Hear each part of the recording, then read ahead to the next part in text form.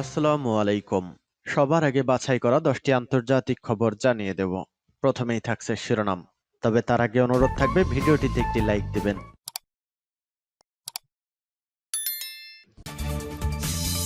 পুরোদমে ইসরায়েল ফিলিস্তিনি যুদ্ধ চলছে, জানিয়ে দিব হাতে থাকা গুরুত্বপূর্ণ আপডেট আন্তর্জাতিক সংবাদ। প্রথমেই সংবাদ শিরোনাম, নতুন ফিলিস্তিনি সরকার নিয়ে হামাসের দাবি।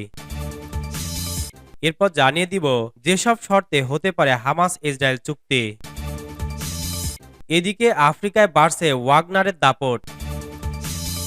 আরো জানিয়ে দিব বুর্কিনা ফাসোতে গির্জায় বন্দুক হামলা, নিহত 15। এরপর জানিয়ে দিব আন্দোলনরত জনতার ওপর ঘোড়া দাবড়ে দিয়ে বিপাকে নেতানিয়াহু সরকার। এবং সর্বশেষ জানিয়ে দিব রাশিয়ার সাথে যুদ্ধে ইউক্রেনের ৩১,০০০ সেনা নিহত, জানালেন জেলেনস্কি। এতক্ষণ শুনছিলেন সংবাদ শিরোনাম, এখন বিস্তারিত। তবে অনুরোধ থাকবে ভিডিওতে একটি লাইক করে দিন এবং কমেন্ট করে জানিয়ে দিন আপনার মূল্যবান মতামত। নতুন ফিলিস্তিনি সরকার নিয়ে হামাসের দাবি। ফিলিস্তিনি কর্তৃপক্ষ গাজা উপত্যকাকে কেন্দ্র করে নতুন যে সরকার গঠন করার পরিকল্পনা করছে তাতে যোগ না দেওয়ার কথা জানিয়েছে প্রতিরোধ আন্দোলন হামাস। হামাস জানিয়েছে ফিলিস্তিনি কর্তৃপক্ষ শিগগিরই প্রধানমন্ত্রী মোহাম্মদ সাতেয়ার সরকার ভেঙে দেওয়ার যে কথা বলছে সে ব্যাপারে তারা কিছুই ভাবছে না। আল আরাবিয়া রোববার এ খবর প্রকাশ করেছে। হামাসের একটি সূত্র সৌদি রাষ্ট্রীয় মালিকানাধীন আল আরাবিয়াকে জানায় মোহাম্মদ সাতেয়া প্রধানমন্ত্রী পদ থেকে পদত্যাগ করবেন এবং মাহমুদ আব্বাস এমনকি আরো দুর্নীতিবাজ কাউকে ওই পদে নিয়োগ করবেন। সূত্রটি জানায় হামাসের লক্ষ্য হল ফিলিস্তিনি গ্রুপগুলোর ঐক্যমতের ভিত্তিতে নিরপেক্ষ ও জাতীয় সরকার গঠন করা। সূত্রটি আরো জানায় আসন্ন মস্কো আলোচনায় যে ঐক্য সরকার গঠিত হতে পারে সেটি সুস্পষ্ট দায়িত্ব নিয়ে নির্দিষ্ট মেয়াদ পর্যন্ত কাজ করতে পারে। আর সোমবার মস্কোতে ফিলিস্তিনি ঐক্য আলোচনা শুরু হবে। স্কাই নিউজ আরাবিয়া ফিলিস্তিনি সূত্রের উদ্ধৃতি দিয়ে জানিয়েছে ওই আলোচনা সফল হলে সাতেয়া পদত্যাগ করে নতুন টেকনোক্র্যাট একটি সরকার গঠনের সুযোগ করে দিতে পারেন। কাতারের একটি সূত্র এর আগে জানিয়েছিল এ ধরনের একটি সরকার গঠনে হামাস রাজি হয়েছে। কিন্তু আল আরাবিয়ার খবরে লেবাননে হামাসের মিডিয়া মুখপাত্র ওয়ালিদ আল কিলানির উদ্ধৃতি দিয়ে জানায় এই সরকার গঠন হবে আমেরিকার দাবির কাছে ফিলিস্তিনি কর্তৃপক্ষের নথি স্বীকারের ফল। এই সরকার পরিবর্তন ফিলিস্তিনি জনগণের স্বার্থে করা হচ্ছে না। আল কিলানি বলেন এটি হলো সরকার সংশোধন করতে ফিলিস্তিনি কর্তৃপক্ষের কাছে আমেরিকার দাবির জবাব। যেসব শর্তে হতে পারে হামাস ইসরায়েলি চুক্তি। গাজা উপত্যকায় যুদ্ধবিরতি এবং বন্দি বিনিময় চুক্তি নিয়ে নতুন করে আলোচনা শুরু হয়েছে। প্যারিস আলোচনায় অংশগ্রহণ শেষে ইসরায়েলি প্রতিনিধি দল ইতিবাচক ইঙ্গিত নিয়েই ফিরে গেছে। এখন সম্ভাব্য চুক্তিটি গাজা ভিত্তিক ফিলিস্তিন প্রতিরোধ আন্দোলন হামাসের কাছে পাঠানো হবে। তারা অনুমোদন করলে তা কার্যকর করা হতে পারে। তবে চুক্তিটি 11 মে রোজা শুরু হওয়ার আগে কার্যকর হতে পারে বলে ধারণা করা হচ্ছে।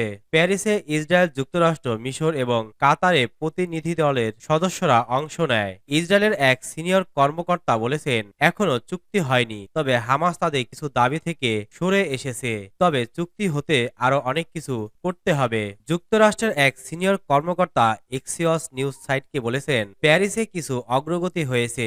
এখন কাতার ও মিশর হামাসকে রাজি করাতে পারে কিনা তার ওপর অনেক কিছু নির্ভর করছে। বিভিন্ন সূত্রে জানা গেছে চুক্তির প্রথম ধাপটি হবে 6 সপ্তাহের অস্ত্রবিরতি। এ সময় গাজায় আটক প্রায় 40 জন বন্দীকে মুক্তি দেওয়া হবে। এদের মধ্যে থাকবে নারী, শিশু, নারী সৈন্য, বয়স্ক ও অসুস্থ লোকজন। আর ইসরায়েল 200 থেকে 300 ফিলিস্তিনি বন্দীকে মুক্তি দেবে।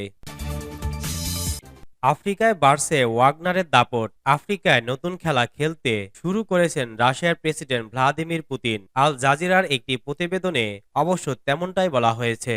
ওয়াগনার বাহিনী নিয়ে গত বছর তোলপাড় হয়েছিল বিশ্বে। এই বাহিনীটি তৎকালীন প্রধান ইয়েভজেনি প্রিগোজিন খোদ পুতিনের বিরুদ্ধে বিদ্রোহ করে বসেছিলেন। তারপর ঘটে যায় নানান ঘটনা। এই ভাড়াটে যোদ্ধাদের গোষ্ঠীকে কাজে লাগিয়েই 2018 সাল থেকে আফ্রিকায় আধিপত্য দেখাচ্ছেন পুতিন। লিবিয়ায় ওয়াগনার ওয়াগনারের উপস্থিতিতেই শুরু। বিদ্রোহী প্রিগোজিনের রহস্যজনক মৃত্যুর পর বাহিনীটির ভবিষ্যৎ আফ্রিকায় অনিশ্চয়তায় পড়ে যায়। তবে পুতিন নামেন কাঁটা দিয়ে কাঁটা তোলার খেলায়। লন্ডন ভিত্তিক গবেষণা প্রতিষ্ঠান রয়্যাল ইউনাইটেড সার্ভিসেস ইনস্টিটিউটের RUSI দাবি করেছে, বাহিনীটিকে ভেঙে দেওয়ার বদলে প্রিগোজিনের মৃত্যুর পর বিদেশে অবস্থান করা ওয়াগনার যোদ্ধাদের দায়িত্ব দেওয়া হয়েছে রুশ সামরিক গোয়েন্দা সংস্থা GRU-কে। মূলত আসল দায়িত্ব পেয়েছেন রুশ জেনারেল আন্দ্রেই আভেরিয়ানভ। ইউক্রেনে বর্তমানে ওয়াগনার লড়ছে ভল্টারিয়ার কোরের আওতায়। অন্য দেশগুলোতে এই বাহিনীর নাম এক্সপিডিশনারি কোর। খনিজ সম্পদ ও জ্বালানি সমৃদ্ধ মহাদেশ আফ্রিকা। লিবিয়ার সবচেয়ে বড় বেশি জ্বালানি তেল ও সোনার মজুদ। ভৌগোলিক দিক দিয়েও দেশটি নাইজার, চাদ, সুদান ও ইউরোপের সাথে যুক্ত। সেই সুযোগ নিতে ওয়াগনারের দায়িত্ব পাওয়ার পরই আফ্রিকায় মন দিয়েছেন জেনারেল আন্দ্রেই অ্যাভেরিয়ানভ। গত বছরের সেপ্টেম্বরে মালি, বুর্কিনা ফাসো, মধ্য আফ্রিকান প্রজাতন্ত্র ও নাইজার সফরের পর লিবিয়ায় গিয়ে লিবিয়ান ন্যাশনাল আর্মির প্রধান ফিল্ড মার্শাল খলিফা হাফতারের সঙ্গে দেখা করেন। সব ক্ষেত্রে তিনি যে প্রস্তাবটা দিয়েছেন তা হল নিরাপত্তার বিনিময়ে সম্পদ। বর্তমানে লিবিয়ায় এক্সপিডিশনারি কোরের 800 মতো যোদ্ধা অবস্থান করছে। এছাড়া সাব সাহারায় বাহিনীটির আরো প্রায় 4600 যোদ্ধা রয়েছেন। দিনে দিনে সেই প্রভাব আরও বাড়ছে।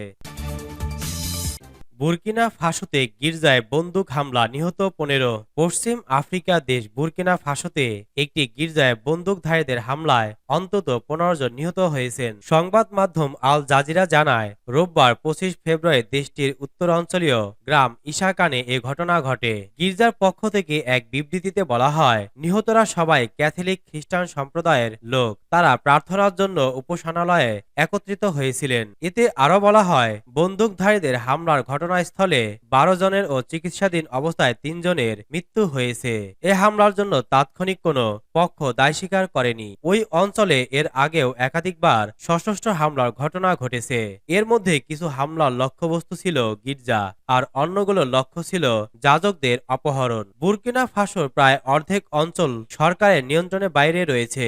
সেসব স্থানে বছরের পর বছর ধরে সশস্ত্র পক্ষগুলো সক্রিয়। অস্ত্রধারীদের হাতে শত শত মানুষ প্রাণ হারিয়েছেন ও 20 লাখের বেশি মানুষ বাস্তুচ্যুত হয়েছেন। আন্দোলনরত জনতার ওপর ঘোড়া দাবড়ে দিয়ে বিপাকে নেতানিয়াহু সরকার। ইসরায়েলের রাজধানী তেল আবিবে দেশটির প্রধানমন্ত্রী নেতানিয়াহুর পদত্যাগের দাবিতে বিক্ষোভরত জনতার ওপর ঘোড়া দাবড়ানোর অভিযোগ উঠেছে। এতে বিপাকে পড়েছে নেতানিয়াহু নেতৃত্বাধীন সরকার। শনিবার রাতের ওই ঘটনার অসংখ্য ভিডিও সোশ্যাল মিডিয়ায় ছড়িয়ে পড়ার পর এ ব্যাপারে তদন্ত শুরু করতে বাধ্য হয়েছে ইসরায়েলি পুলিশ। গত 7 অক্টোবর ফিলিস্তিনের স্বাধীনতাকামী গোষ্ঠী হামাস ইসরায়েলের অভ্যন্তরে অভিযান চালিয়ে 2.5 শতাধিক ইসরায়েলি ও দেশটিতে বসবাসরত বিদেশি নাগরিকদের জিম্মি করে গাজায় নিয়ে আসে। এরপর থেকে প্রতি শনিবার রাতে জিম্মিদের মুক্ত করার দাবিতে আন্দোলন করে আসছিল ইসরায়েলি পরিবারগুলো। ধীরে ধীরে সে আন্দোলন নেতানিয়াহু সরকারের পতনের আন্দোলনে রূপ নেয় এবং তাতে ইসরায়েলব্যাপী যোগ দেয় লাখ লাখ মানুষ। শনিবার রাতে অনলাইনে ছড়িয়ে পড়া ভিডিওতে দেখা যায়, বিক্ষোভকারীদের ছত্রভঙ্গ করতে পুলিশের ঘোড়সওয়ার বাহিনীকে লেলিয়ে দিয়েছে নেতানিয়াহু সরকার। এ সময় একজন পুলিশ কর্মকর্তা তার ঘোড়ার লাগাম দিয়ে একজন মধ্যবয়সী বিক্ষোভকারীকে আঘাত করেন। এতে ওই বিক্ষোভকারী মাথায় হাত দিয়ে মাটিতে লুটিয়ে পড়েন। এ সময় ওই ঘোড়সওয়ার পুলিশ কর্মকর্তাকে মাটিতে পড়ে যাওয়া ব্যক্তির প্রতি ভ্রুক্ষেপ না করে জনতাকে দাবড় দিয়ে নিয়ে যেতে দেখা যায়। তেল আবিবের কাপলান সড়কের ওই সংঘর্ষে বেশ কিছু বিক্ষোভকারী আহত হয় এবং ইসরায়েলি পুলিশ অন্তত 21 জনকে আটক করে নিয়ে যায়। ইসরায়েলের প্রতিরক্ষা মন্ত্রণালয়ের সদর দফতর এই কাপলান সড়কে অবস্থিত। শনিবার রাতের ওই ভিডিও ব্যাপকভাবে ছড়িয়ে পড়ার পর রবিবার ইসরায়েলি পুলিশ এ ঘটনার তদন্ত শুরু করতে বাধ্য হয়েছে। ইহুদিবাদী রাজনীতিবিদরা, বিশেষ করে বিরোধী নেতা ও সাবেক প্রধানমন্ত্রী ইয়াইর লাপিদ, বিক্ষোভকারীদের সঙ্গে পুলিশের আচরণকে বর্বরতা হিসেবে আখ্যা দিয়েছেন। রাশিয়ার সাথে যুদ্ধে ইউক্রেনের 31,000 সেনা নিহত, জানালেন জেলেনস্কি। ইউক্রেনের রাশিয়ার আক্রমণে 2 বছর পেরিয়ে গেছে, আর এই সময়ে রুশ বাহিনীর মোকাবেলা করতে গিয়ে প্রাণ হারিয়েছেন ইউক্রেনের 31,000 সেনা। আজ রবিবার ইউক্রেনের প্রেসিডেন্ট ভ্লাদিমির জেলেনস্কি নিজেই এ তথ্য দিয়েছেন। দেশটির রাজধানী কিয়েভে এক সংবাদ সম্মেলনে জেলেনস্কি নিহত সেনাদের সংখ্যা জানালেও আহতদের সঠিক সংখ্যা জানাতে পারেননি। তিনি বলেছেন, এই সংখ্যাটা প্রকাশ করা হলে রাশিয়ার জন্য সামরিক কৌশল গ্রহণ সহজ হবে। জেলেনস্কির ভাষায় এই যুদ্ধে ইউক্রেনের ৩১,০০০ সেনা প্রাণ গেছে। সংখ্যাটা ৩ লাখ কিংবা ১.৫ লাখ নয়। পুতিন এ নিয়ে মিথ্যাচার করছেন। সবশেষ ২০২২ সালের শেষ দিকে যুদ্ধের ক্ষয়ক্ষতির হিসাব দিয়েছিল ইউক্রেন। তখন জেলেনস্কির উপদেষ্টা মিখাইলো পোদোলিয়াক জানিয়েছিলেন, রুশ বাহিনীর হামলা শুরুর পর ১৩,০০০ ইউক্রেনীয় সেনা প্রাণ হারিয়েছেন। তবে রাশিয়ার কত সেনার প্রাণ গেছে সে বিষয়ে আনুষ্ঠানিক কোনো তথ্য গণমাধ্যমকে দেওয়া হয়নি।